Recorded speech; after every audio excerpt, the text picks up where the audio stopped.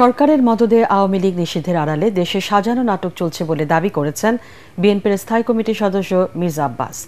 জাতীয় প্রেস ক্লাবে এক অনুষ্ঠানে তিনি বলেন, যারা আওয়ামী লীগের পুনর্বাসন নিয়ে বিএনপির বিরুদ্ধে অভিযোগ করছে তারা দলকে নিশ্চিহ্ন করার চক্রান্ত করছে। কার উদ্দেশ্য বাস্তবায়নে সরকার মানবিক করিডোর দেওয়ার পায়তারা করছে এ প্রশ্ন রাখেন মির্জা আব্বাস। কামরুজ্জামান রাজীবের রিপোর্ট। সাবেক সংসদ সদস্য প্রয়াত বিএনপি নেতা নাসির উদ্দিন পিন্টুর স্মরণ সভায় অংশ নেন বিএনপির স্থায়ী কমিটির সদস্য মির্জা আব্বাস সহ দলের সিনিয়র নেতারা।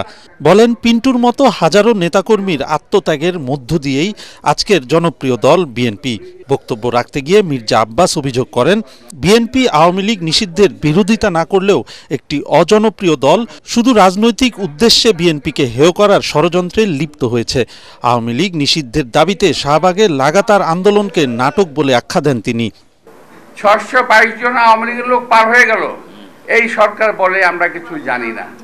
আরো জানে কি কি ঘটতেছে। নইলে শাহবাগের এই নাটক কেন হঠাৎ করে? শাহবাগের এই এলাকাতে, এই সমস্ত এলাকাতে মিছিল মিটিং করা যাবে না। সেখানে সরকারের পৃষ্ঠপোষকতায় সরকারের দল এনসিপির লোকেরা ওখানে মিছিল মিটিং করে কিভাবে? খুব চেষ্টা করতে চালানোর জন্য বিএনপি নাকি আওয়ামী লীগকে কি করতে চায়, পুনর্বাসিত করতে চায়। যারা বিএনপিকে জেলাস করে, অর্থাৎ দেখতে পারে না, পছন্দ করে না, যাদের অজনপ্রিয় একটি দল, এরা গোষ্ঠী, এরা বিএনপিকে কালার করার চেষ্টা করতেছে।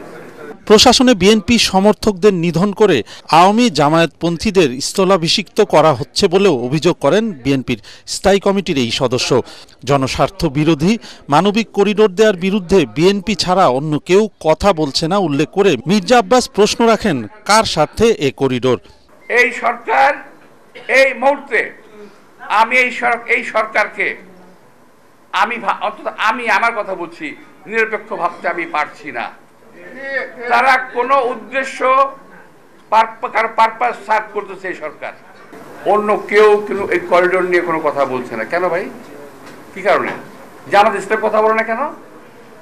অন্যান্য যে বিভিন্ন পীর সাহেবেরা আছেন, ওনার কথা বলেন না কেন?